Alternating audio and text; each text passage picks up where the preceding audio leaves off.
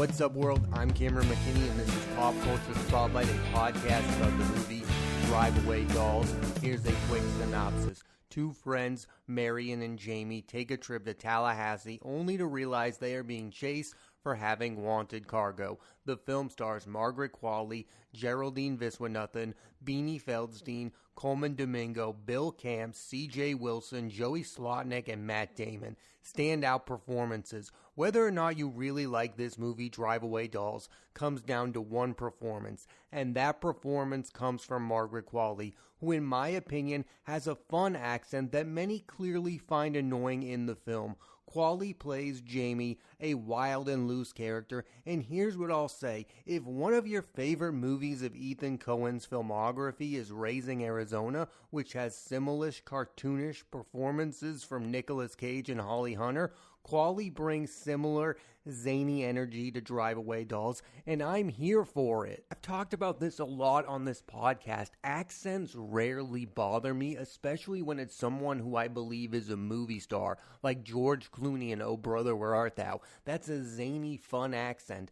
I love that movie, and I love Margret Qualley in Drive Away Dolls. Qualley's next film projects includes Kinds of Kindness with Emma Stone, Jesse Plemons, and Hunter Schafer from Yorgos Lanthimos, The Substance with Demi Moore and Dennis Quaid, and Honey Don't with Aubrey Plaza and Chris Evans that will see her re-team with Drive Away Dolls director Ethan Coen. Qualley's co-star in Drive Away Dolls, Geraldine Viswanathan, for my money, has become one of the best comedic actresses. I first saw her on the TBS comedy Miracle Workers, where she plays a different character every season. Her and Daniel Radcliffe have great chemistry on the show. Her film career includes 2018's Blockers, 2019's Bad Education, 2020's The Broken Hearts Gallery, and 2021's 7 Days. She's one of those rare performers who seemingly has chemistry with all of her co-stars, and boy does she have chemistry with Qualley in Drive Away Dolls. In the film, she plays Marion, who hasn't gotten over a breakup that happened years ago. Really, the number one reason I wanted to see this movie is because it stars Margret Qualley and Geraldine Viswanathan, and those two had really good chemistry, and they also had a yin and yang. I mean, Ethan Coen really used their strengths as performers. Qualley went a little over the top, and Viswanathan was well composed, but still really funny. Viswanathan will next star in the movies You're Cordially Invited with Will Ferrell, Reese Witherspoon, and Jimmy Tatro, and the Marvel film Thunderbolts with Florence Pugh, Sebastian Stan, Louis Pullman, David Harbour, and Rachel Weisz, and I don't know what to think of that movie. Stephen Yeun and Io Debris dropped out of it, and Marvel films have not been very good lately, which is an understatement to say out loud. I want Viswanathan to become a big name actress. I just don't feel like appearing in a Marvel movie right now is the way to go. Drive Away Dolls is a reminder of how funny Beanie Feldstein is. Her resume includes Lady Bird and Booksmart, two of the best recent comedies. In Drive Away Dolls, she plays Suki, a cop who breaks up with Qualley's Jamie. Let's talk about the director of Drive Away Dolls, Ethan Coen. This is his first directorial effort without his brother Joel, and the consensus appears to be that Ethan is the fun Coen brother, and it feels like people are retroactively giving him credit for their more comedic films like Raising Arizona, Fargo, The Big Lebowski, Oh Brother, Where Art Thou, Burn After Reading, and Hail Caesar. And part of this is because Joel's super dramatic tragedy in Macbeth, which is humorless. And I think the obvious comp to Drive Away Dolls is Raising Arizona, again because of the crazy accents and the eccentric characters. But I was also thinking about Fargo, because Fargo, like Drive Away Dolls, has two criminals played by Steve Buscemi and Steven Stromae who don't get along. And that same dynamic is in Drive Away Dolls. This time the criminals are played by C.J. Wilson and Joey Slotnick. I also just want it on record that I believe Steve Buscemi gives the best overall performance in the movie Fargo, and that should have been his Oscar movie. Like, he should have won the Oscar for Fargo. That's how good Steve Buscemi is in that movie. Also, last week I rewatched The Big Lebowski, and how does Jeff Bridges and John Goodman not have Oscars for that film? That is two of the all-time comedic performances. There are many out there that didn't like Joel's Lady Macbeth and now don't like Ethan's Drive Away Dolls. And if you're desperate to see the Coen brothers reunite, it appears they will work together again on an upcoming horror film. I'm going to be honest, the only thing I missed from this movie was the recurring collaborators of the Coen brothers. Like, I would have loved to see John Turturro in a role in Drive Away Dolls. I would have loved to see John Goodman. I would have loved to see Steve Buscemi. That's what I miss. When the Coen brothers work together, they use a lot of the same actors, and Ethan, other than Matt Damon, didn't use an actor he's worked with before. I also just think the media loves hyping up the story of the Coen brothers breaking up. I mean, these are two guys in their 60s. Maybe they just want to do their own thing. It's now happening with the Safdie brothers. The Safdies directed Uncut Gems. They directed Good Time. Now it seems like Benny Safdie wants to do his own thing. Josh wants to do his own thing. Getting back to the Coens, the amazing thing is that they were together for decades, making some of the best movies of all time. That is the rarity of the Coen brothers. Remember the Duplass brothers? A lot of you don't, because they made really good movies and then they broke up early. The magic of the Coens is how long they stayed together. We don't need to focus on the breakup. We need to look back at the great movies like No Country for Old Men, like Fargo, like The Big Lebowski, like Barton Fink, like Raising Arizona. I love Inside Llewyn Davis and I love Hail Caesar, but their last movie, The Ballad of Buster Scruggs, is not better than Drive Away Dolls. So I'm not really a believer in that these brothers need to reunite to make a good movie. The Lady Macbeth was a fine movie. Drive Away Dolls is a really good, funny film. I would like to see the Coen brothers reunite because I think that they would make a masterpiece, but I'm fine with the movies they are making. I don't need to obsess over the Coen brothers reuniting like most of the internet seemingly does. Box office. Let's talk about how Drive Away Dolls has done at the box office. It hasn't done very well. Now, when you think of the Coen brothers in the past, some of their movies have not fared well at the box office. The Hudsucker Proxy was supposed to be one of their biggest movies at the time. It was their most expensive movie. It did not do very well at the box office, but it was a high concept film. On paper, Drive Away Dolls is a movie that would have worked in, say, 2010. This movie would have made $50 million. Now I feel like what's happening to this movie is people look at it and go, there's nothing here that makes me want to go and drive to the movie theaters. This is a movie that I could watch on a streaming service. Drive Away Dolls, for all intents and purposes, appears to be a movie that people will wait and see until it's on Amazon, until it's on Hulu, until it's on Netflix, until it's on you name it. And I think there are a number of reasons as to why that is, and the number one reason I feel like is the lack of star power. I believe in Margret Qualley being a future movie star. I believe in Geraldine Viswanathan being a future movie star. But at this moment in time, they are not that. And some of the Coens' most successful movies have massive movie stars. George Clooney has starred in a number of their films. Jeff Bridges has starred in 2 of their best movies at the box office. Their best movies at the box office, anyways, have been the ones that have big stars. I also think, sadly, there are people out there hesitant to see a lesbian comedy. Booksmart had that same issue. Booksmart was getting some of the best reviews of the year, but still not enough people saw the movie Booksmart in theaters. There's still that bias that's uncomfortable. Let's talk about the reviews. That I find more interesting. The reviews have been mixed, and part of that has to be the fact that our people are comparing this to the past films of the Coen brothers. And Steven Spielberg has talked about this, how every movie he makes is compared to his classics like Jaws and Close Encounters of the First Kind. behind. Now, on paper, that makes sense because it's the same guy making the movies. But is it fair to critique a director based on his all-time classic films? I think the answer to that is no. I think it's okay if there's a movie in there that's just okay. And for the record, I believe Drive Away Dolls is more than just okay. But if I'm rating it against Inside Llewyn Davis, then it's not up there, and I don't think we should be doing that. I'm rating Drive Away Dolls as a comedy, and I feel like most comedies out there nowadays are not very funny, and they're not making the right jokes. Drive Away Dolls does not have that problem. It's one of the funniest movies I've seen recently. There are fans of the Coen brothers who look at their films for deeper meaning, like they watch The Big Lebowski over and over again, trying to figure out what it means. The same with Barton Fink.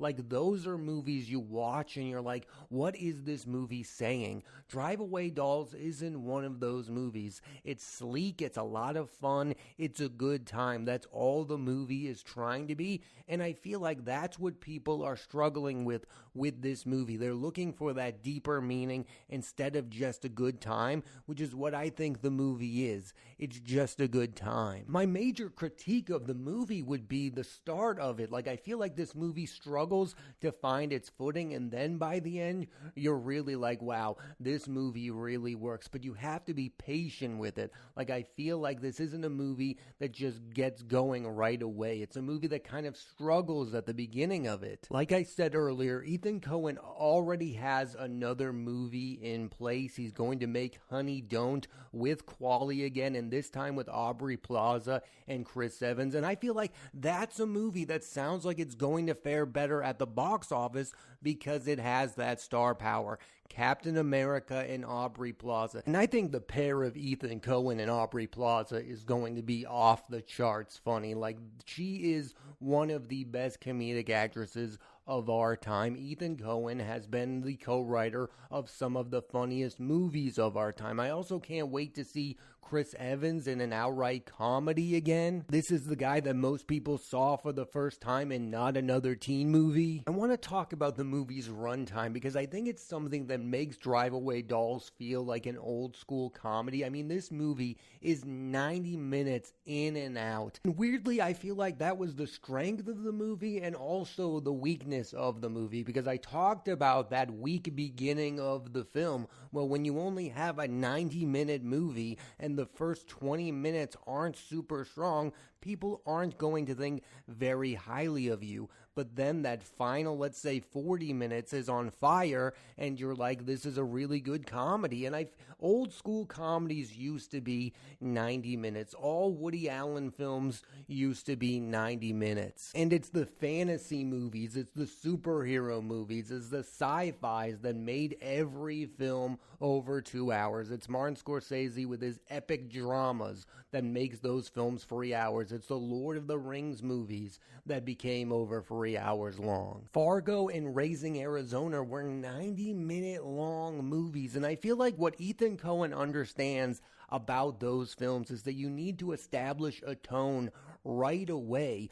Fargo has a distinct tone that you're just right into and you understand every character in that film. It's not about character development, it's about a tone. It's the same with Raising Arizona. Nicolas Cage, Holly Hunter, and John Goodman all feel like they are in the same movie, and Drive Away Dolls really does have that. Now, you can argue about that when it comes to Margret, Qualley, and Geraldine Viswanathan because they are giving very distinct performances, but I do feel like at the end of the day, they feel like they are in the same movie tone-wise. Before recording this podcast, I rewatched Raising Arizona, and Holly Hunter is so good in that movie. And then I looked back at her 1987. In 1987, Holly Hunter starred in not only Raising Arizona, but also Broadcast News. Has an actress ever had a year as good as that? It's hard to argue there has been a better year by any performer for that matter.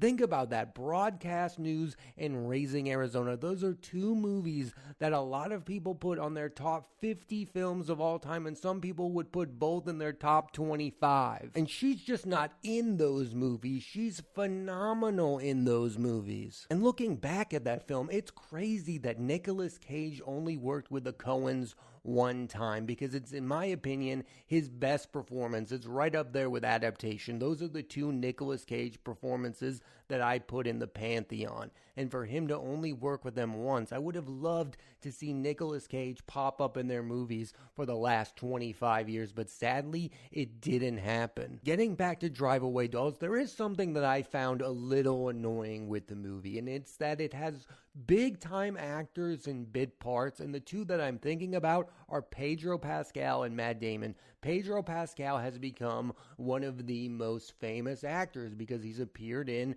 The Last of Us, he's appeared in The Mandalorian, he is the face of two of the biggest shows on television right now, and when he was announced that he was going to be in this movie, I was super pumped. Pedro Pascal, I'm not going to reveal his part, is barely in this movie. And the same goes for Matt Damon, who worked with Ethan Coen on True Grit. Now, Matt Damon is notorious for showing up in movies in bit parts. Saving Private Ryan, Interstellar, you can go on, the list goes on. We are used to Matt Damon doing this, but I believe this movie used Pedro Pascal to gain people's interest. And it didn't really work, but I'm kind of glad it didn't work because Pedro Pascal is not really in this movie. And I kind of thought somebody like Ethan Coen would be above using stars in small parts to get people interested, but I guess I'm wrong. I mean, that feels like the Ryan Reynoldsization of movies, where in his films, cameos like Hugh Jackman and Channing Tatum show up,